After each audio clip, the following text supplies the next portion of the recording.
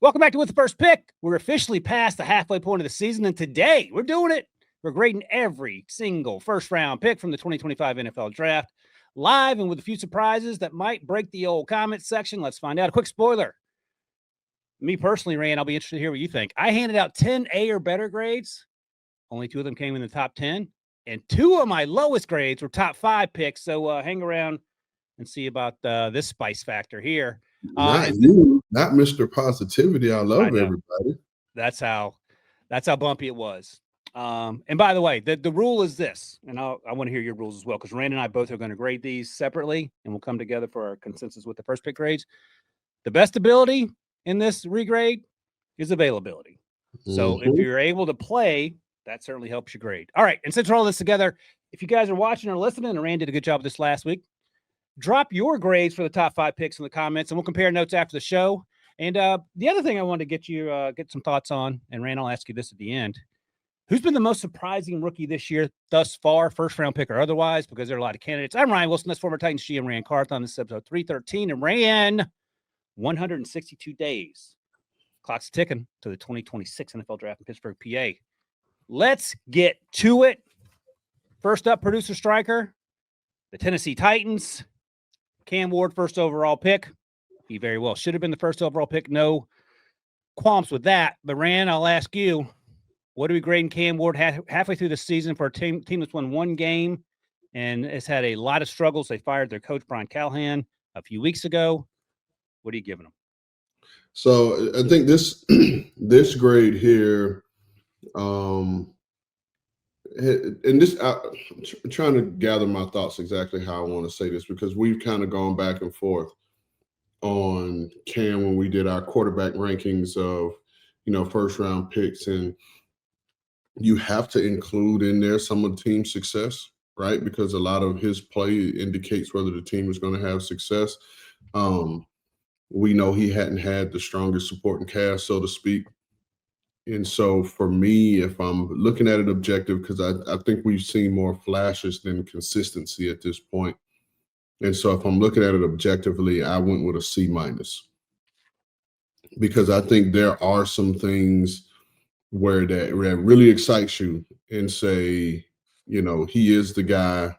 But I think there are a lot of technical things in his game that he still needs to clean up. And I think a lot of those things have cost them on certain drives. And that's solely on him. It has nothing to do with drop balls or lack of protection or any of those things. It falls solely on him. So I went with a C-. Yeah, I'm not far off. And you didn't paint me as Mr. Positivity. This may change your opinion, because I went through this a few times trying to balance it out to make sure that pick 1 lined up with pick 22 or whatever in terms of the grades being similar, not grading on a curve here. I gave Cam a D, and it's not all his fault, as you note. The turnover-worthy plays are concerning, but that's, to me, a function of Cam trying to do a lot with a little around him. And some of the rookies have played well. Gunnar Helms played well. Kamari DK's played well. We've seen flashes from Alec Minor. It hasn't been enough, and we can all agree that this is not a very good Titans football team right now. Cam Ward is not the reason they're a bad football team. But if we're looking at the facts, and the facts are, compared to the other quarterback in the first round, it's not even close. And maybe things are different had Cam gone to New York. We can talk about that later. But D and C-, so we're in the same ballpark there. I'd be interested to see if anyone in the comments gives him a higher grade than that, or if they're willing to extenuate him circumstances in this conversation based on the things that have happened. All right, pick number 2, Travis Hunter, who we just found out a few days ago is done for the year, had surgery on his LCL, the lateral collateral ligament. Thank you. I was trying to do the math there. So on the outside of the knee, I believe. Either way, he has not. Let's just be honest here. He has not lived up to expectations, and the expectations, fair or not, that come with having that team, the Jaguars, trade up from 5 to 2, give up a first-round pick in next year's draft class, give up a second-round pick in this year's draft class. Travis Hunter has not been the wide receiver / cornerback that the hope was that he would be. And the biggest concern was durability, and here we are. So knowing that, Rand, what's your grade for Travis Hunter as a second overall pick with all the draft baggage that comes along with him? So I guess I can just tell by the tone of your setup. Like this, I I ain't guess hiding it. this is going to be one where we're different because I think a lot of his lack of production, quote unquote, is not necessarily on him. Yeah. And you look at his receiver snaps and the way he was used, I don't think they, really took advantage of his skill set in terms of getting him the ball. And then I don't, and I've been outspoken that I liked him more as a DB than a receiver in this draft. And I thought at minimum, you put him in at corner, let him cover guys, and then create packages for him on offense. Obviously, they did the opposite. But I would have liked to have seen him get more defensive snaps throughout the season. And, that's the part of the game where it was going to take some time just because of the nuance of playing corner in the NFL is more than just playing man coverage. So for me, I went with a B- because I think talent level is there. I think you saw enough in a little bit of time where if they learn how to use him and incorporate him, I think they feel good about where they took him. Yeah, I'm going to go back to I got to stick to my talking point. The best ability is availability. And you're not wrong. The way they used him certainly is worth conversation. I know they have a plan, James Gladstone and Liam Cohen and company, but the plan didn't work out in year one. I'm not worried about Travis being a great player at some point. I gave him a D+ because he just hasn't played a lot of ball and not necessarily entirely his fault. They brought him along slowly early on. And then once he got going, he got hurt. So I understand where you're coming from, but I got to stick to my rules here. All right, next up, Abdul Carter, edge rusher, 3rd overall pick of the New York Giants. He's been a really good player. I'm curious what you think on a team that just fired its coach, and you made the case weeks ago that they should hang on to Brian Daboll at least through the year because you're setting your quarterback up to fail, but we can talk about that when we get to pick 25 in Jackson Dart. But Abdul Carter, as good as advertised, what's your grade for him? I'll be honest, this is one I kind of been going back and forth because a lot of what he's done hadn't necessarily showed up in the stat sheet. Right. And he's a guy that he's just got to find his way. And again, we have to remember coming into the season that this was just his second year playing on the edge. And so he's gonna need some time, especially at this level. But I think he's been solid in the work that we've seen out of him, the way Shane Bowen has used him, his versatility, the way he can line up across the front, do some unique things that only he can do. So I gave him a B. The overall production, like I said, in terms of the sack numbers hadn't quite been there, but a lot of what he's done from a pressure, get the quarterback off the spot standpoint doesn't necessarily show up in the stat sheet. You got to watch the tape. So I went with a B. Yeah, I'm right there with you. I gave him a B+. When you look at his stats compared to the other rookies in this class, he's first in pressures. He has 33 pressures, first in hurries. Only has a half a sack, and that's to your larger point about production not showing up on the stat sheet consistently. He's been better as a pass rusher than as a run defender, and there's room for improvement there. But to your point, he was playing off ball for a while there. So B+ and B, that feels. I would be hard pressed to maybe Giants fans feel differently, but the ones I've talked to certainly seem to be happy with how Abdul Carter's played thus far this season. And for all the knocks of this draft or the Giants drafts have gotten in recent years, Joe Shane did okay in 1st round this time around, Abdul and Jackson Dart. All right, next up, Will T-Rex Campbell shutting down all the critics with them short arms of his. Patriots, number 4 overall pick. Pleasantly surprised by him. I'll just leave it at that and then get your thoughts, and I'll circle back on the other side here, Rand. For me, I'm going C+, because I think he's played at a solid level. But I do think there are games where his lack of length, his lack of true bulk to be able to sit and anchor has showed up. I'm not going to crucify him for the game against Myles Garrett. Myles Garrett has done that against all pros, so we won't really hold that against him. But I think on a consistent level, I think the lack of firmness in the pocket in pass protection has been an issue for him, and I think he'll be he'll be better. He'll get stronger. He'll learn techniques. He'll going into this next offseason, he'll have a full offseason, having played against NFL guys. He'll have his notebook in terms of what rushers like to do, and he'll be much better next year. But I think through this far, his grade is a C plus. It's just solid. You will be happy with how this guy has played at left tackle. Interesting, because I'll give you the punchline first. I gave an A, and to your point, he has struggled against elite edge rushers, and I get it. But he is, and when you look at his sort of advanced metrics, he's gotten beat among all the rookie offensive linemen 5.5% of the time. Doesn't sound like a lot. That's the second worst, only to Josh Connerly, who we'll talk about in a moment, the Commanders' first-round pick, who was taken later in the draft. But he's also playing left tackle, and he's also going up against Myles Garrett, T.J. Watt, and the like. So I give him a little grace there. But he has exceeded my expectations because, we talked ourselves into the arm length conversation, and he is playing as well or better than guys who have much longer arms than him in this draft class. So I'm going to give him an A. And maybe part of that is the fact that this team is playing well. And, you could argue that Drake May is a rising tide that lifts all boats. Well, Will Campbell is a beneficiary of that. So I'm going to give him the benefit of the doubt. And I think he is going to get better. And, for someone who started as a true freshman in the SEC, I think the continuation of his sort of arrow pointing up on his game is going in the right direction. So when you said arrow pointing up, you gave him an A. Arrow pointing up, meaning you think he's going to be a perennial all-pro left tackle? No, I'm grading him as an A in the context of this draft class, like in terms of how he's played through. He started all 10 games, so availability is there.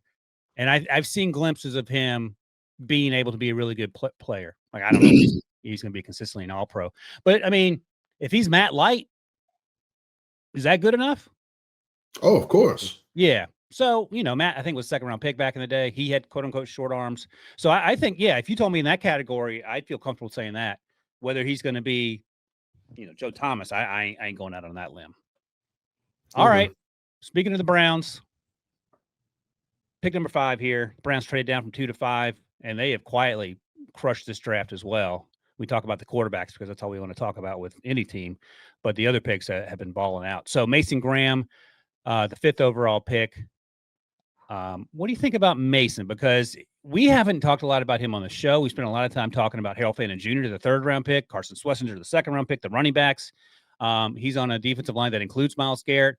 What have you seen from Mason grade-wise through the first half of the season here? I'll say this because when they took him, I understood just from a player value in terms of your best available player for you in there. But I wasn't quite sure how he would hold up with his lack of size inside. But then understanding how Jim Schwartz plays defense, what he requires of that 3 technique, getting off the ball, being disruptive.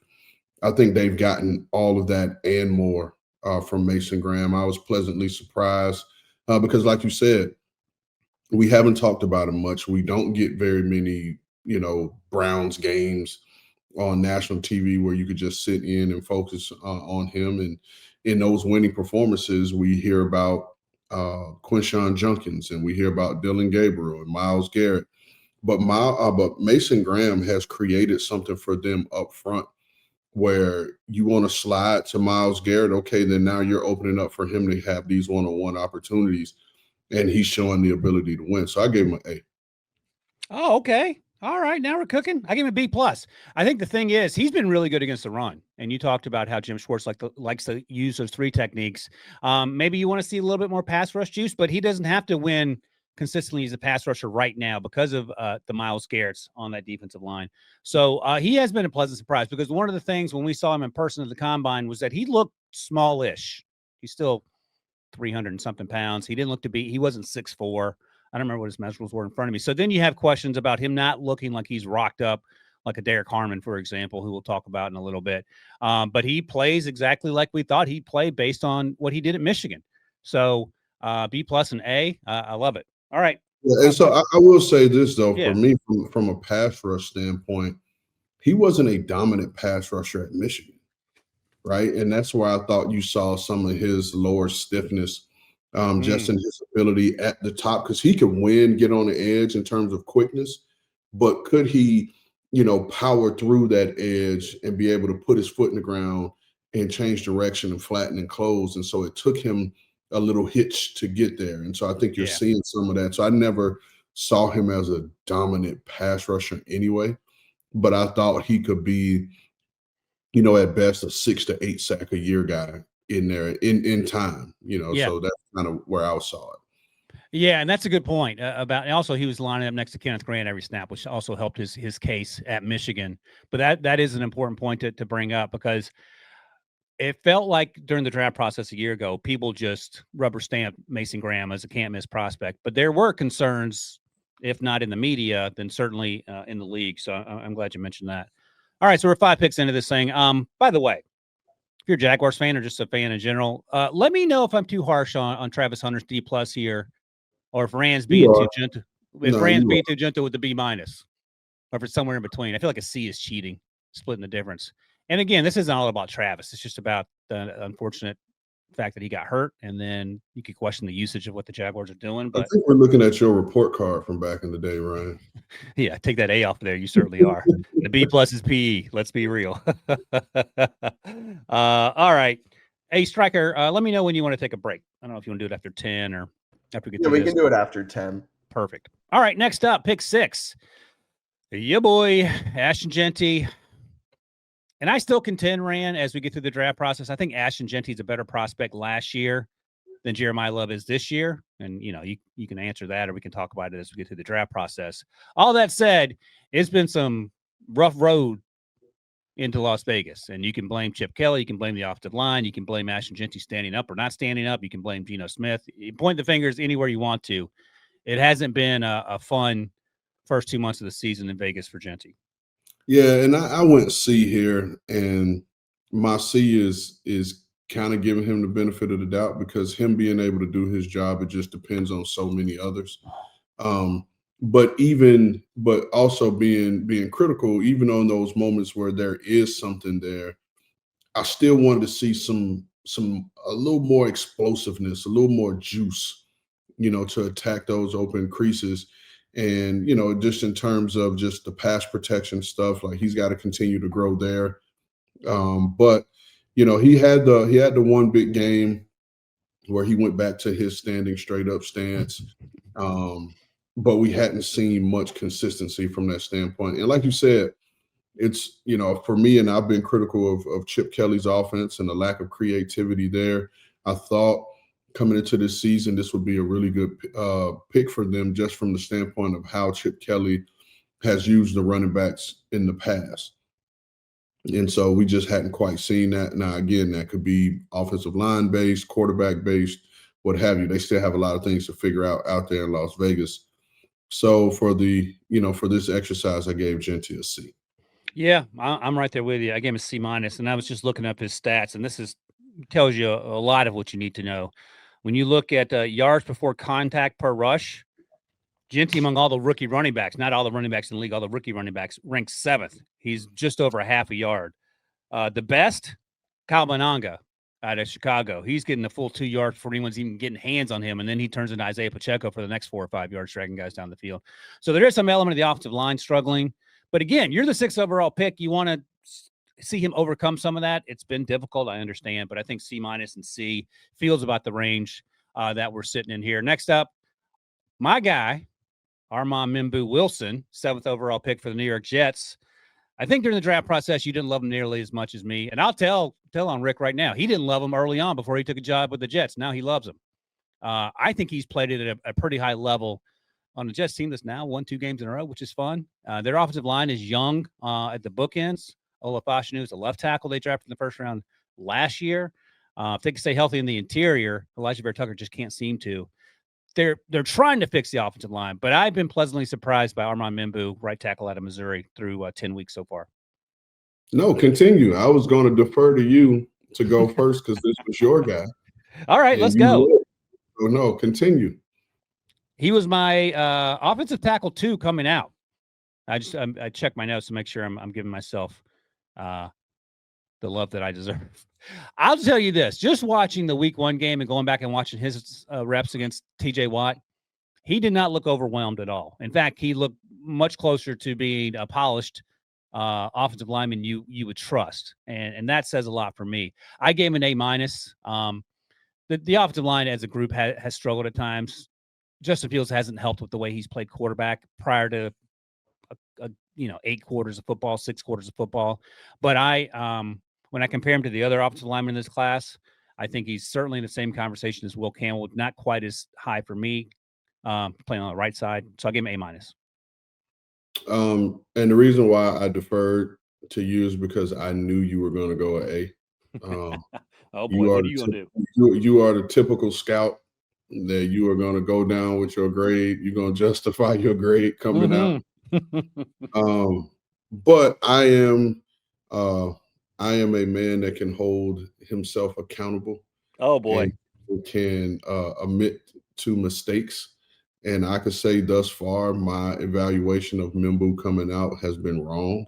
Hey, before you go on, let me ask you, what was your evaluation that he is so far held off? Well, I thought from a technique standpoint, he was going to really struggle. I like the athleticism. I saw his ability to use his length and all those things, but I just thought there were games where he was just all over the place from a footwork, punch timing, hand target, hand timing situation. So I just thought he was all over the place, and I didn't think it was going to be as clean as it's been so far. So, like I said, I can admit when I've been wrong, and so thus far I've been wrong, and so I gave Membou an A. Yes, love it. Give him a better grade than me, and I appreciate it. You could admit when you're wrong. I do not admit when I'm wrong. I just change the subject. That's how I'll get around that problem. Hey, by the way, if you're watching us on YouTube, you can skip around with the timestamps and go to your favorite team's pick, but hang around to the end because tell you our risers and fallers from halfway through the season on this draft, on this redraft, or regrade of the draft, 2025 info draft. All right, next up, pick number 8, Tet McMillan, wide receiver out of Arizona by the Carolina Panthers. Another example, I think, of a player that we had too much time to overthink. He's been pretty good. He has struggled with focus drops at times. I'm okay with him getting beyond that. I'm not so much worried about that. Xavier Legette's another conversation of a former first-round pick who isn't quite living up to expectations, but we're not talking about the 2024 class. Tet McMillan has been a large reason for, I think, Bryce Young's continuing to get better. Bryce still has room to grow, but I gave him an A. And he's a legit wide receiver 1 in the future in my mind, and I think he has exceeded certainly my expectations through 2 months so far. No, I went B+. Okay. Just because, like you said, some of those focus drops that we hadn't necessarily seen out of him. And again, kind of even going back to, I'm looking at the list, kind of almost to Ashton Jeanty's, kind of same point in just terms of the lack of consistency at the quarterback position for him. And I mean, they don't particularly throw the ball well as an offense. And so there are games where they leave with 11 completions and he only gets, 3 or 4 catches. He's going to need more opportunities to show his big play ability. But what we've seen so far, I think it's been really good. So I went with a B+. All right. Love it. All right. Another team. We talk about the Jets trying to fix the offensive line each and every draft. It feels like the Saints are the exact same way. They've drafted offensive linemen virtually every year for the last 10 years. It feels like that's a slight exaggeration, but not much. 9th overall, they took Kelvin Banks Jr., the left tackle out of Texas. And, you go ahead, Rand, and I'll circle back because I like Kelvin, but certainly not as much as Membou coming out. No, and I really like Kelvin, and I like to pick for them. The one thing that you mentioned in terms of the Saints drafting a lot of offensive linemen is usually offensive line or defensive line in the first round. They have done a really good job of drafting a year ahead of a need, so that way they have a guy in the system learning the way to do things, and has allowed them to not have to overpay guys up front, because you have a guy in the pipeline. I think Kelvin Banks has done some really nice things. I think he's done some really nice things just in terms of just him in the run game. I think it's going to be some growth that needs to be had in terms of pass protection, just in terms of consistency, understanding that these pros know how to use their hands. This was one where I kind of went back and forth in terms of And I'll just say I went back and forth between a C+ and a B. For me, aired more on the side of the C+, because I want to give him some room to grow. I think his performance has been solid so far, but I just still think he's just scratching the surface of becoming a really good tackle in this league. Yeah, he's actually played more snaps than any other rookie offensive lineman, even more than Will Campbell. I gave him a B+. And maybe it was harder in the top 5 guys because the expectations surrounding them. But Kelvin Banks has been really good against the run. To your point, he has struggled at times with smaller, faster, quicker edge rushers. I mean, that's no surprise or nothing shameful about that as a rookie 2 months into your first year in the league. But I feel good about who he is and what he has a chance to become, especially since he's going to be drafting a quarterback with that first overall pick, the way the things seem to be going currently. Although, shout out to Tyler Shupp for winning his first game against the aforementioned Panthers. So he is going to try to make his case. All right, number 10. And this was the first pick in the Ben Johnson era. The Bears took Michigan tight end Colston Loveland. Didn't play a lot early. He's gotten a lot more looks recently. Cole Kmet was banged up a couple games ago. I think he is back now, but they are trying to incorporate Loveland more and more into that offense. And that offense seems to be finding its footing here with Caleb and Ben getting on the same page here, Rand.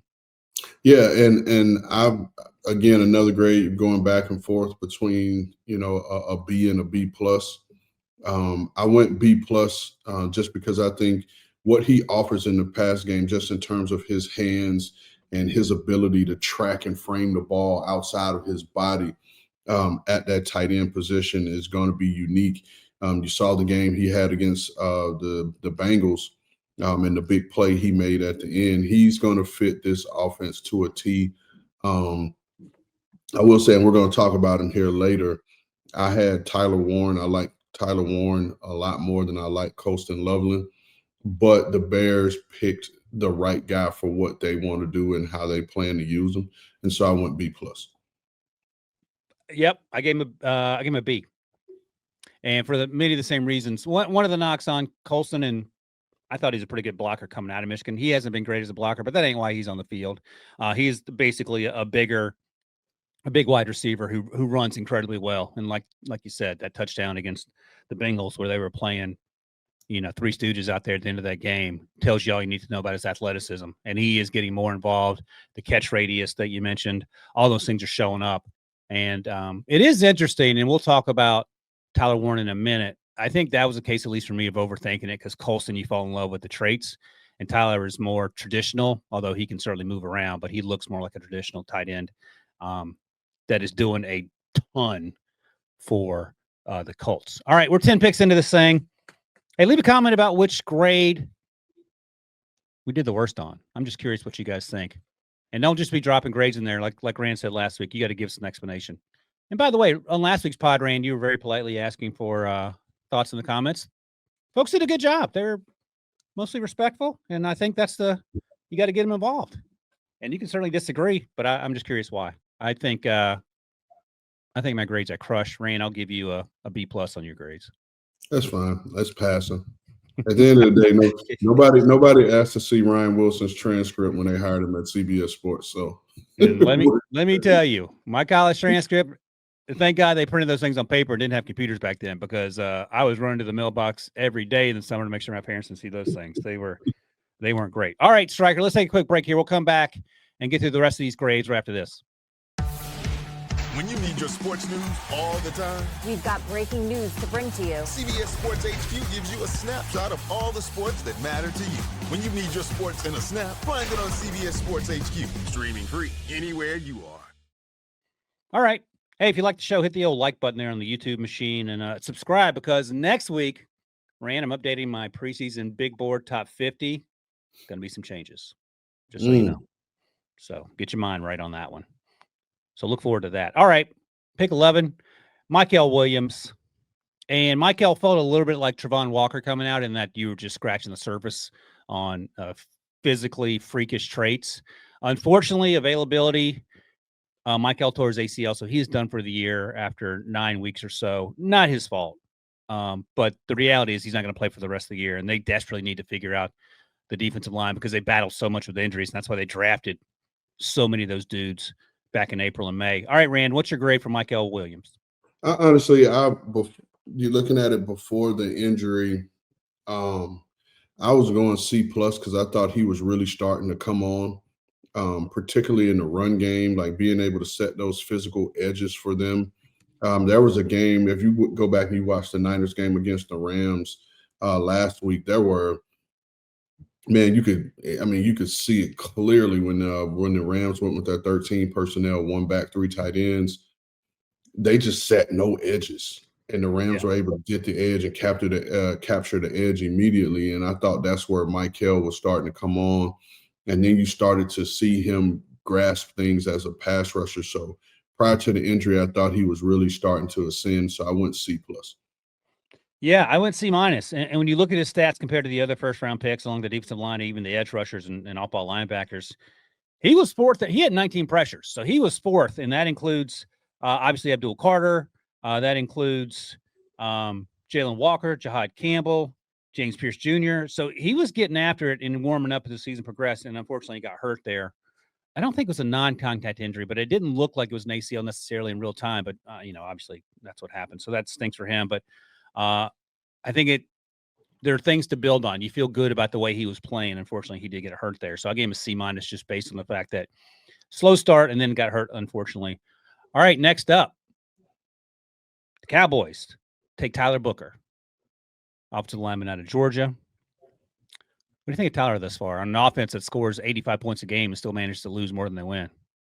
Yeah, he's another guy I think been solid, C+ for me, because I think again he's a really young guy that we know about his brute strength and his power, which you see flashes of in these games. But again, you're going against grown men with mortgages and families and private school payments. And so you're not going to notice it as much. And then just in terms of the pass protection, I've seen him get edged a few times with quickness and the quicker guys. But those are all things that you expect that to happen to these younger offensive linemen. And I think he'll continue to get better. So I went with a C+. Yeah, I'm with you. I give him B-, and there's a lot to like, and we know he's a road grader, and he did struggle with some lateral quickness against twitched up defensive linemen. And again, no surprise there, just something to get better at. But I think he was the right pick and remains the right pick for the Cowboys and what they need. So B- for me, Striker. All right, Kenneth Grant taken 13th overall by the Miami Dolphins. And he played alongside Mason Graham, as we mentioned, at Michigan. Bigger, taller, not twitchier, but he is a good athlete for his size. What do you think of Kenneth Grant so far on a Jekyll and Hyde Dolphins team? You don't know which one of those dudes is going to show up. I mean, they were Super Bowl champs last week against the Bills. The rest of the season, they look like they never played football before. Yeah, this was one I struggled with. And, I have to wear both hats in terms of being a front office guy, but then also having to wear my Ryan Wilson media hat.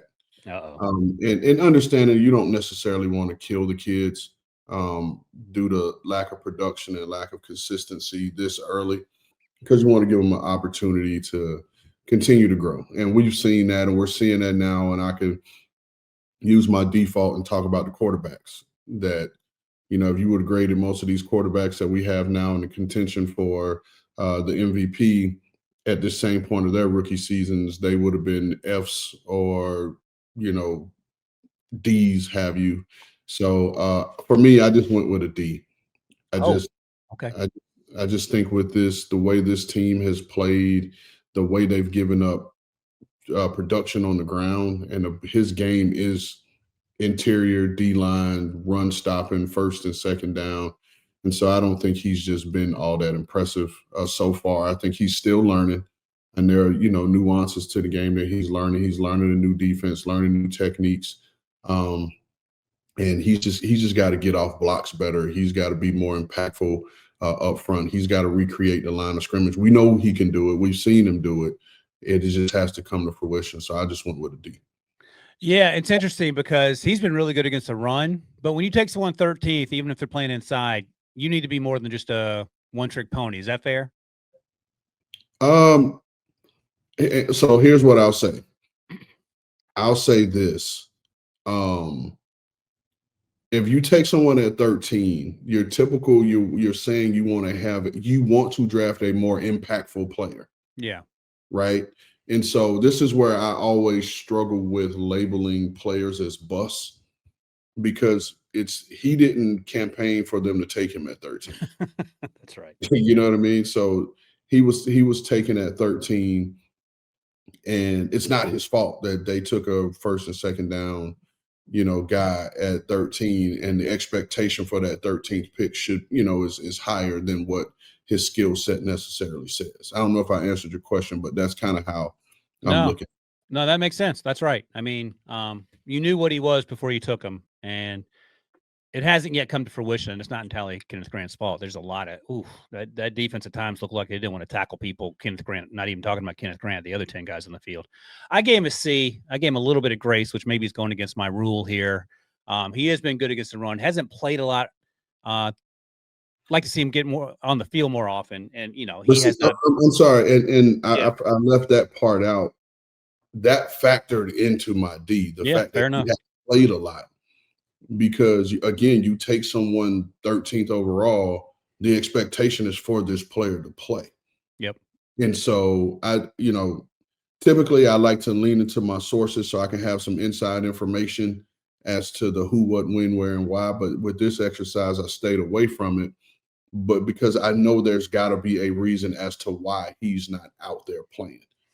And we don't know that. And whether right or wrong, you know what I'm saying? So that's what really factored into my D.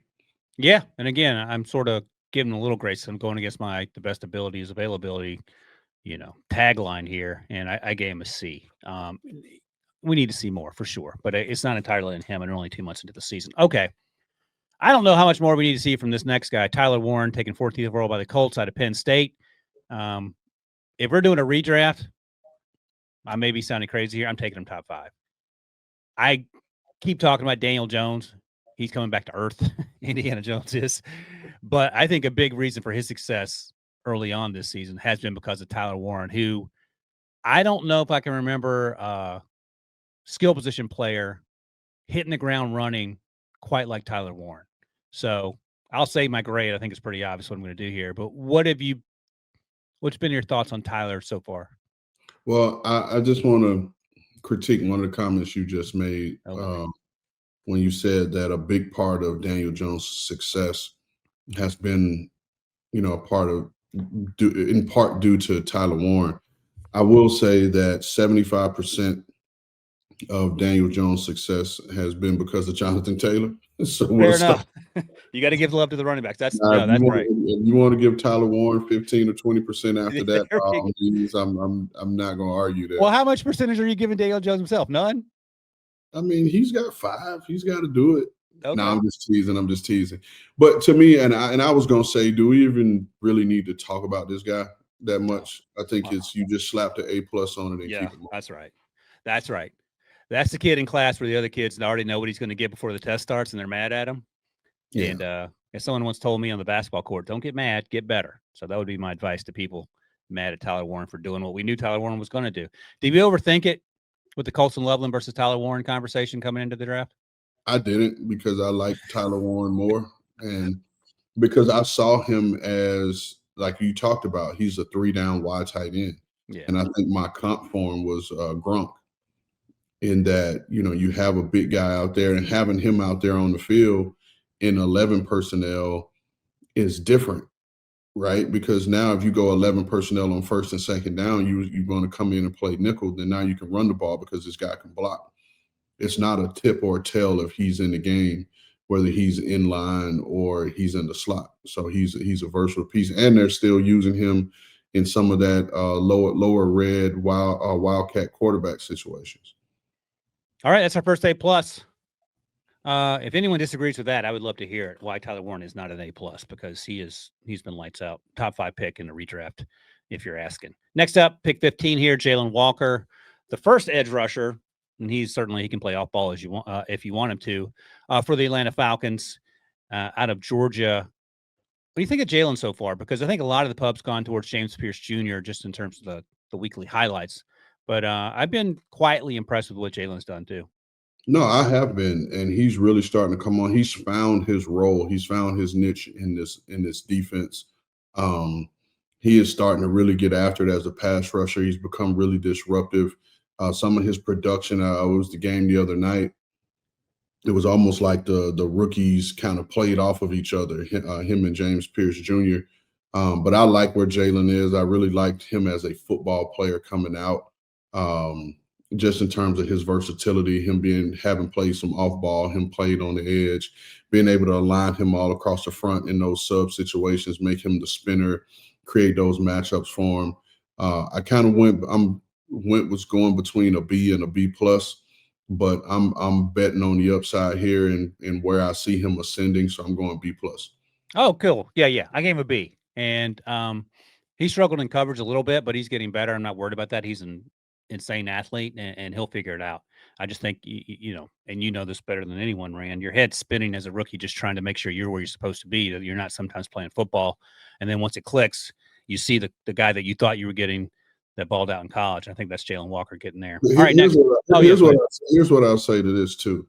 When we're talking about these outside linebackers, these edge guys, and we're talking about them in coverage, if their team is constantly dropping them, having them hinged to the flat and play the flat and covers, that's the team's fault. If the best thing this guy does is go forward, then allow him to go forward. That's a good point. It's really that damn simple. You always talk about it. Don't overthink it. Yeah. Let's not be cute and drop him in coverage and bring the corner. No, give me my best pass rusher going against a left tackle instead of me dropping this guy 8 times a game. I'd rather have those. It's like I said, you want to fire zone it, drop him cool, a couple times a game. But if we're doing this 8 to 10 times a game, you're taking away what this guy does best. No, that's a great point.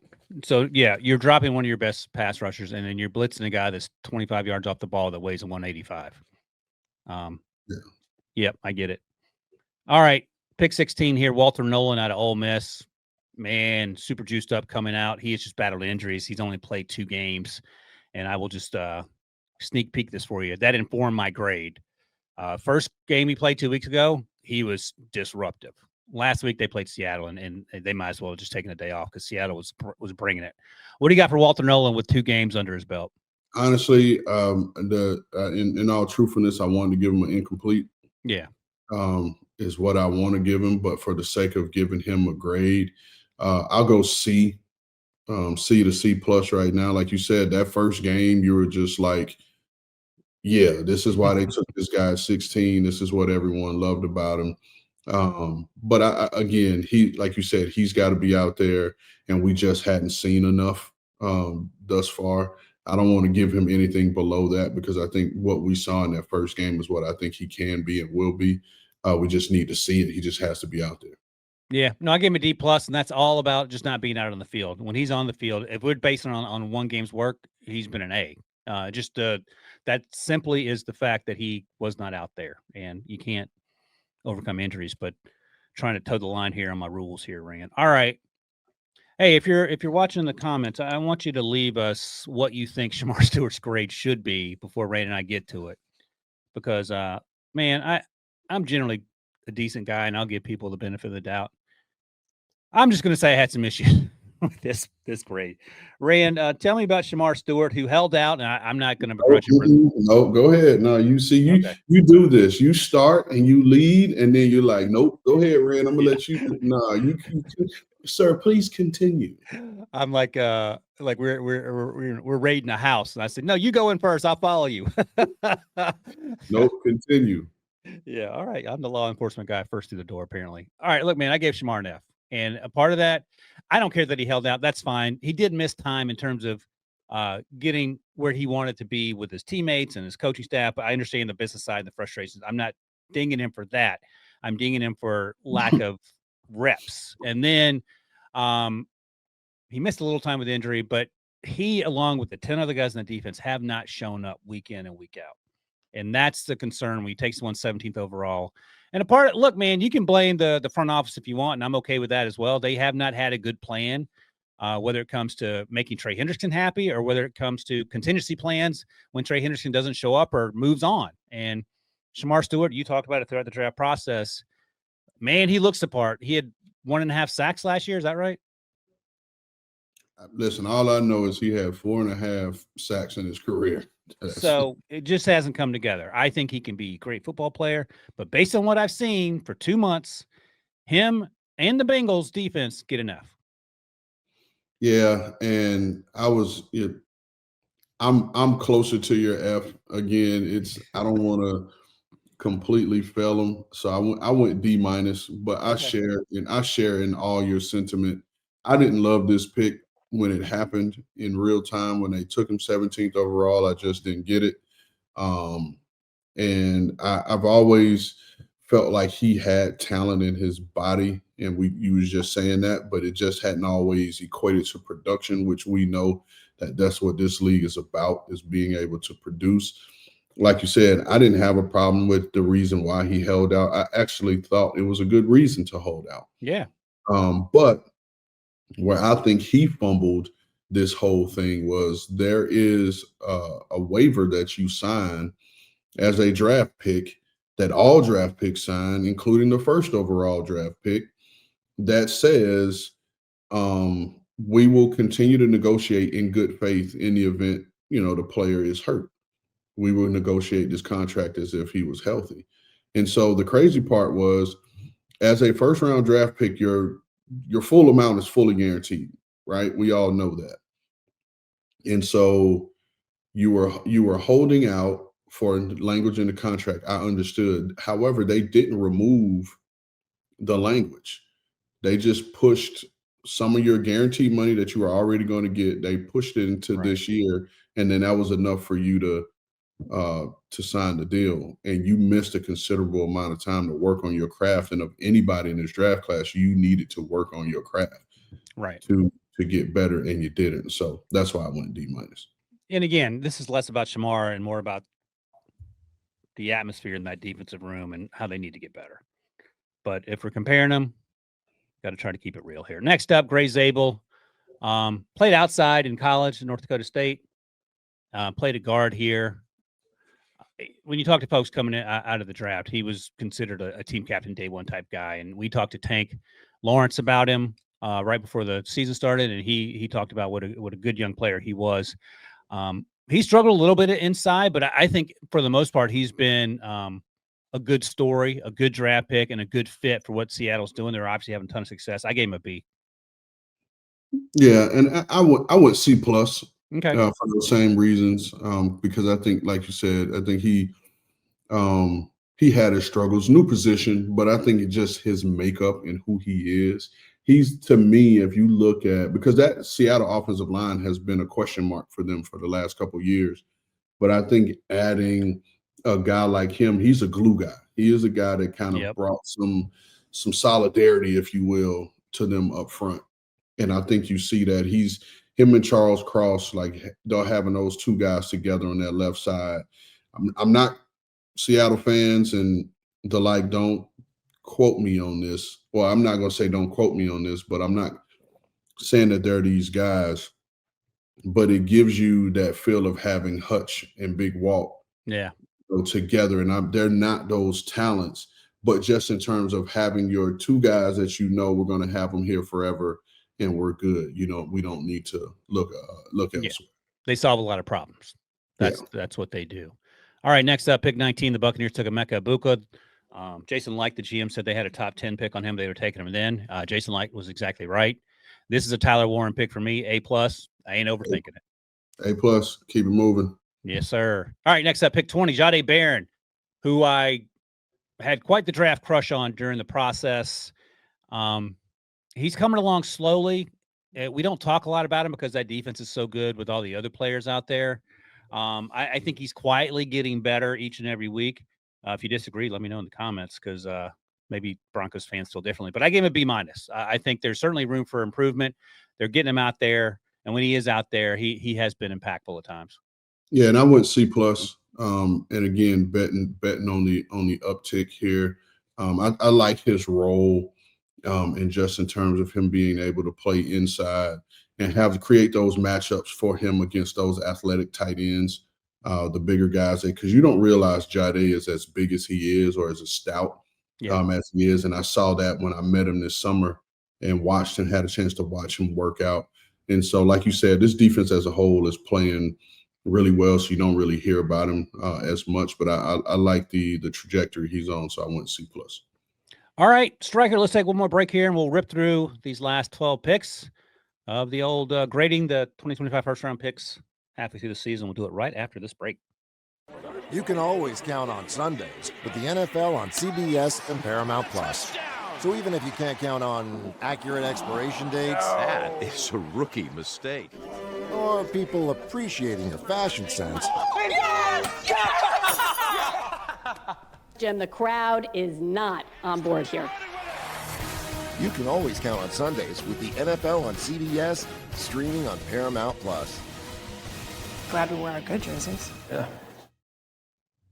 All right, ran down the home stretch here. We'll rip through these last 12 on our way out the door. Let's go to my Pittsburgh Steelers. Derek Harmon. At the time, I didn't love the pick. I struggled with Derek Harmon at Oregon and how he would be used. Steelers got this one right. I don't think he's been as good as Keanu Benton was his rookie season a few years ago as a second-round pick, but he's doing what they need him to do. I gave him a B. You do have that rotation with Keanu Benton. You had the rotation, of course, with Cam Hayward. Y.A. Black, who they drafted on day 3, is also getting in the mix. So I gave him a B based on what we've seen so far. No, I went same. I was kind of pleasantly surprised as you go through and watch more tape on him. Yeah. In this scheme and how they're using him. So I went with a B as well. All right, next up, God's position. Second running back taken in this draft, Omarion Hampton out of UNC, taken by the Chargers at 22. And he's been on IR for a little bit. He'll be coming off soon, hopefully. The offensive line is down to the 8th and 9th string players at a lot of positions. Justin Herbert quietly is playing at the MVP level, but we're not talking about it quite yet. As the running back ambassador for this podcast, Rand, I'll let you go first for your grade for Omarion Hampton. So this was a tricky one for me, obviously, because like you said, the earlier part of, when he first got there, he was kind of splitting time with Najee. With Najee Harris. So, and then Najee goes down, and then Omarion starts to really take off, and then boom, he gets hurt. So I'm going to judge him up to what I saw, and I would go B right now. Wanted to go B plus, but I will go B right now, and really excited to see him back and healthy in this offense. Because, Kamani Vidal is holding it down for him. Yeah. And I know with Omarion's explosiveness and his big playability, he's going to be a great addition for the Chargers, if he comes back fully healthy. Yeah, I went B for the same reasons. And it would have been much higher if you're going to point out that he's not available right now. It would have been higher had he stayed healthy. So I think he's playing at the B level, certainly outplaying Ashton Jeanty to this point. And, you can make up whatever reasons you want, but that's the reality. And when they get him back, that offense will be certainly better than without him, even though, as you know, Kamani has played really well in his place. Next up, Matthew Golden, out of Texas by way of Houston, drafted by the Packers, 23rd overall, the first time they've taken a wide receiver in 20 years, I think. Javon Walker, I believe, was the last one. There's an example of a young man who made himself a first-round pick with the way he played during the 2024 season. He's also battled injuries, Rand. So when he's on the field, he's been pretty explosive, and he's been almost as good as advertised, maybe not to the extent. I gave him a B, and part of that mostly is due to him not being out there all the time.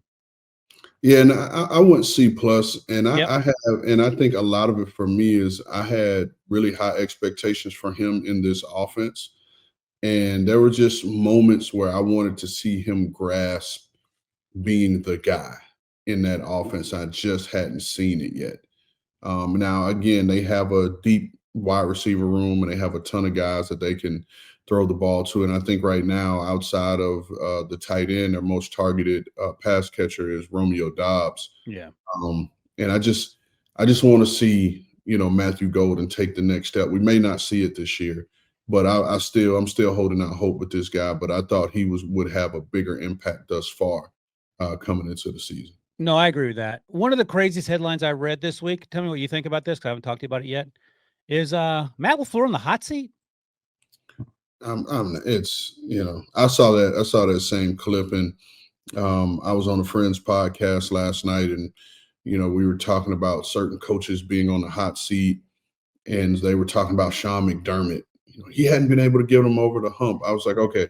I said, so pick a coach. Who's going to get them over the hump? Yeah, Like, exactly. what are we talking about? We're firing coaches in the middle of the season based on lack of performance in the regular season, but now we want to fire coaches for lack of performance in the playoffs. Like, so which coaches perform in the playoffs? Andy Reid. Who else we got? Nick Sirianni. Yeah. So we're going to fire these coaches to go get Andy Reid and Nick Sirianni, or there's going to be a guy that's on the street that's miraculously better than Matt LaFleur and Sean McDermott at this point. Like, cut it out. Right. Just cut it out. I was like, I thought maybe I was dropped into an alternate universe and missed something, because that seemed pretty crazy to me. All right. Next up, Donovan Jackson, Ohio State guard, drafted by the Vikings at pick 24. Again, he's quietly had a really good season. They got Christian Darrisaw back from injury, but they've had some injuries along the offensive line. Otherwise, the quarterback situation we know is up and down. With Carson Wentz now done for the year, J.J. McCarthy has been inconsistent, which is no surprise. He's essentially a rookie at this point in terms of the games played. In terms of what I gave Donovan, give him a B. He's doing his job. He's like an official that you don't hear, that you don't have to worry about. Like, he's not sticking out for the wrong reasons. Same. I gave him a B, and it's those when you watch those Vikings games, you don't notice him, and that's a good thing if it's an offensive lineman. And all right. So that's the best thing I can give you on that one. Absolutely. No, I agree. Pick 25, the Giants traded back into the first round to get Jackson Dart. And let me know if my grade was too low in the comments. What did you give Jackson Dart? That's why I smiled, because I was like, are we gonna grade with the hype curve, or are we gonna grade objectively? And if I'm grading him objectively, I gave him a C+. Oh, all right, comments are on fire. Yeah, and because I mean, he's brought excitement. Yeah. And he's run around and he's done some things with his legs, but he's made some bad decisions with the football as a passer. And some of it, again, is not on him. He lost his number one target in Malik Neighbors, and now his number one target is Wan'Dale Robinson. And so he's brought some excitement and brought some edge and some confidence to this team, but it has not equaled in terms of team production and team wins. And so you got to look through the hype and look through, the cool story of it all and grade him objectively. So I went C+. I love it. And I also lost Cam Scadaboo. He's done for the year as well. I'm not going to give him an F, so don't get a trigger finger there, Striker. But I am going to give the concussion spotter an F, because he missed it again in the Bears game when Jackson was concussed, and they let him go back out there. They missed it earlier when he had to go in the blue tent. You got everyone and their brother in there. So that guy gets an F. I gave Jackson an A because I must have fallen victim to the hype curve. Oh, you I wasn't giving an A+. I gave him an A because it has been incredibly fun to watch, and Giants fans have been exhilarated for the first time since I don't know how long Eli was there and they were having winning records. But, and you and I have talked about this, it ain't sustainable. And we saw that play out in real time in that Chicago game. Like, you just can't play backyard hero ball against NFL defenders and not expect to get your clock clean a couple times a game. And it caught up with him. He's been concussed at least twice this year. 4 times. Is that what it is? Yeah, I think so. Going back to preseason, because he had the same thing happen in the preseason. That's right. I forgot about the preseason one too. So yeah, you got to figure out a plan to keep him in the pocket and play on time. That hasn't been the case here. But excitement wise, man, it's been fun. You're still losing, but it's been fun. So I'll give him an A. Hey, let me know who's closer to the truth, me or Rand.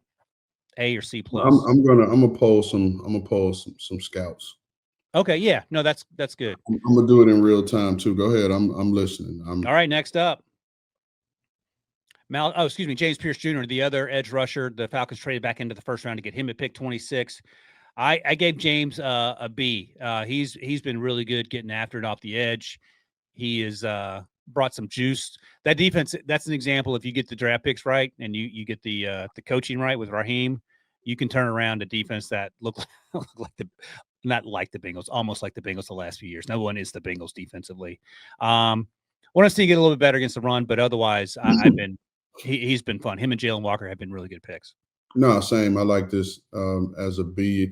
You mentioned the draft class. I give the draft class as a whole an A+ because I think they crushed it. I think they killed it, and they've been getting high level production out of all of these guys. And James Pierce Jr. He just needs more snaps, man. I know they got other veteran guys that they're playing, that they're rolling through there, but man, I would love to see this guy get more snaps. I'm with you, and I think he would like that as well. Pick 27, the Ravens took Malachi Starks out of Georgia, and probably should have gone higher than this. I gave him an A-. And this defense was straight up trash for much of the start of the season, but they're coming around. They're getting better. They did battle injuries. Obviously, Lamar's back now as well. Malachi's missed some open field tackles, but I'm not going to ding a rookie center fielder for that. And he's done a lot of things at a high level, a lot of things we saw at Georgia. So I'll give him A-. Yeah, I went B+. And, this was one of my guys that I really liked.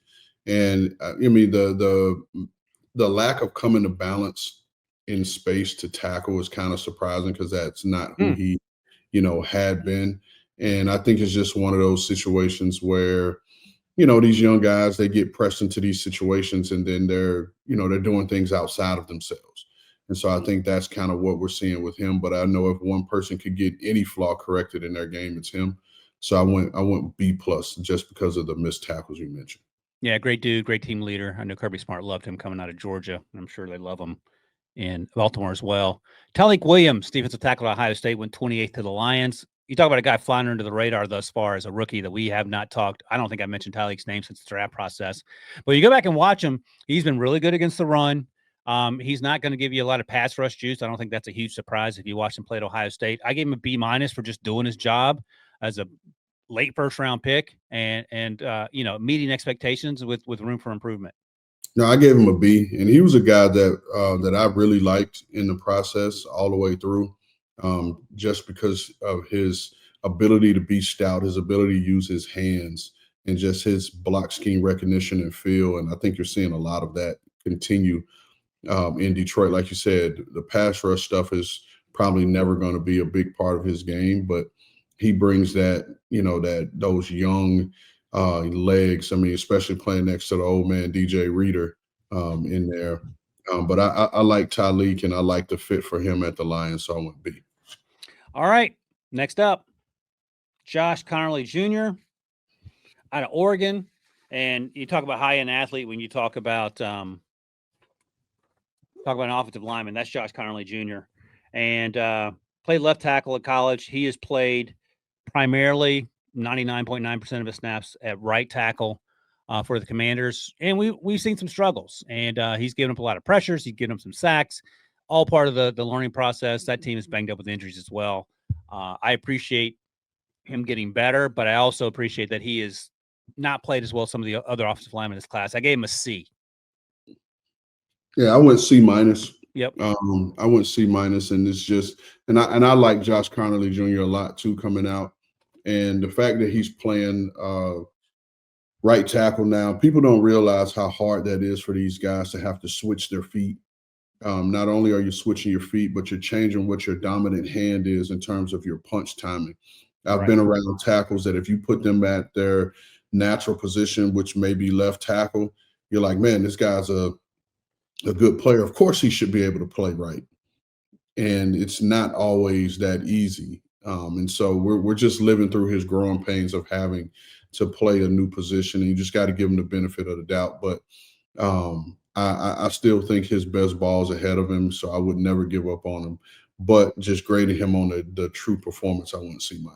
Yep. No, I think that's fair. And I think probably Adam Peters, the GM, and Dan Quinn, the head coach, understood that when they drafted Josh Connerly Jr. He was not going to be a finished product, especially moving him from the left side to the right side. Pick 30, the Bills took Maxwell Hairston. Injured his knee in training camp and wasn't able to play until a couple of weeks ago.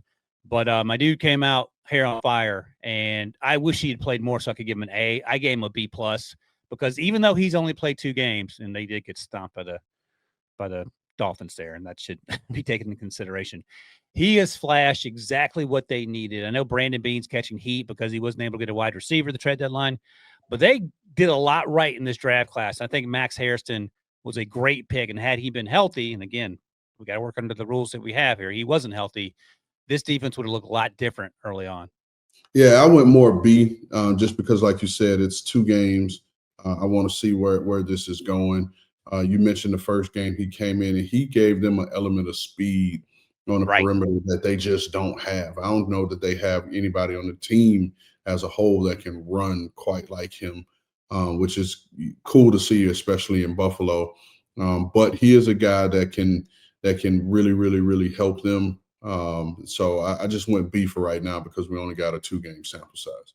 Yeah, Max Harrison's so fast. He almost ran down Devon Achane in that breakaway late. And I remember talking to Achane at the combine, and I asked him if anyone ever caught him before.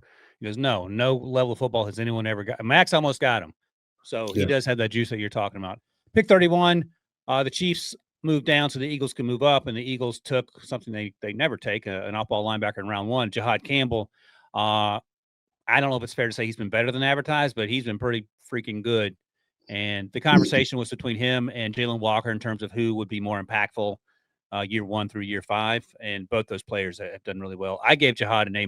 I think he is blossoming in this Vic Fangio defense. Yeah, and I went A, and he was fun to watch. I threw him on a couple of weeks ago, just looking at all the rookie linebackers and watching them because he played more off the ball at Bama, and then now they have him playing more on the edge in terms of like a Sam linebacker spot sometimes, if you will. And I mean, you turn on the tape and we always freeze it at the tackle point, and you try to count how many guys are in the frame, you know, from the defense, and you can damn near count every time he's somewhere in the frame because he is running to the football and, like you said, playing with his hair on fire. So I love where he is right now. So I went with an A. All right, finally, Chiefs move down to 32 and take offensive tackle Josh Simmons at Ohio State by way of San Diego State. I believe that's where he transferred from. And talking to him at the combine, he's a grown man among grown men physically. Had the knee injury he suffered at Ohio State last October 24. He started from day 1 at left tackle for the Chiefs. Missed a few games for some personal issues, but when he's played, he has been probably exactly what they were looking for, maybe even better earlier on coming back from that injury. And I gave him an A, and I know he's missed some time, but I think he is that good and that important to what they do. And on a team that's somehow 5-4, if you get the left tackle position sorted out, you can figure out a lot of other things because when he wasn't there, it was noticeable. So I gave him an A. No, I went same, and I will say I went back and forth between an A and a B+. Yeah. And but I'm gonna err on the side of A because I really liked him coming out, and I thought that had he been healthy, that he had top 10 talent. Right. If he were healthy. And so really liked him in the process. And I knew once they took him, I was like, this guy's going to be their day 1 starter. Even though they signed a tackle in free agency, but prayerfully hope everything is well at home and that he can lock back in Kansas City, get back focused and help lead them moving forward. All right. That is it. Regrades or initial grades of the draft. And I'm going to read you some names here, Rand, and tell me if we did a redraft, if they should be top 10 or even top 5 picks before we get out of here. Okay. Our top grades were Tyler Warren and Emeka Egbuka. Top 10? I mean, if you're basing it on how they're performing, yeah. Either one of those guys you take top 5, or is that too rich for skill position? I wouldn't have taken the tight end in the top 5. Possibly Emeka in the top 5. All right. What about Josh Simmons? I just said if he's healthy, he was a top 10 talent. I was thinking as you were saying that, I mean, if he were healthy all last season, this last year at Ohio State, he might be the 4th overall pick and might be the left tackle of the New England Patriots right now. Yeah. And he's even with limited sample size, I think he's probably outperformed both in the near term and also projection wise Will Campbell. Yeah, I would say so. And Will's played well, of course. Ted McMillan went 9th overall. Would you still take him top 10? Yeah. Yeah, I think so as well. And then based on my grade, who I gave Jackson Dart an 8. Top 10 pick or no? No. All right. That's it. Oh, I will say I got a text back in time before we log off. The scout, who shall remain nameless, says I'm not sold on him. I think it's a lot of hype and running around. And That's he not put wrong. in quotation marks rookie success. No, that's right. And you have the conversation about when teams see him for a second time or in the second year, how things change. You have a chance to study him and you can counteract some of the things that he does well, mostly with his legs. You got to figure that out. I want to create an argument. I know our time is our time, but how would you have compared Bo Nix rookie to the same point to Jackson Dart? Would their grades have been the same for you? Bo Nix, fair or not, is a product of playing in that offense with Sean Payton. No, you don't get that. All right, what do you ask me again? The rookie grade through 10 weeks or whatever it was for Bo Nix. Oh, okay. Yeah. I would give Bo probably a C or C plus because he wasn't doing a whole lot. He was winning with his legs. The defense was helping him out a lot. I think Sean Payton was helping him out a lot. I don't know if Brian Dable was helping Jackson Dart out. Maybe he couldn't because of the lack of players around him, whatever the excuse is. But yeah, I thought Bo was drafted too high, and I was skeptical. And that's just a personal bias that I had at the time. So I would have given him probably a C plus. And see, I would have been more closer in the B range. Okay. For him because he was actually winning football games. And he was doing that for sure. Yep. And to me, if your rookie quarterback if he's having an A performance, then you're winning football games. That's right. Now, granted, I will say, and I don't know these were all. I know one of them for sure wasn't all on Jackson Dart's time, but they have lost 4 games where they were leading by 10 points in the fourth quarter. Yeah, that'll get you fired. It turns out. You know what I mean? So. Yeah. Maybe to your point, maybe I don't know. Maybe I'm too low. Giants fans crush me. It's okay. I promise you, I'll survive. So, yeah, let us know how you feel as Giants fans because I talked to some fans that wanted to start over in the front office and coaching staff, and they love Jackson Dart, and other fans may feel differently.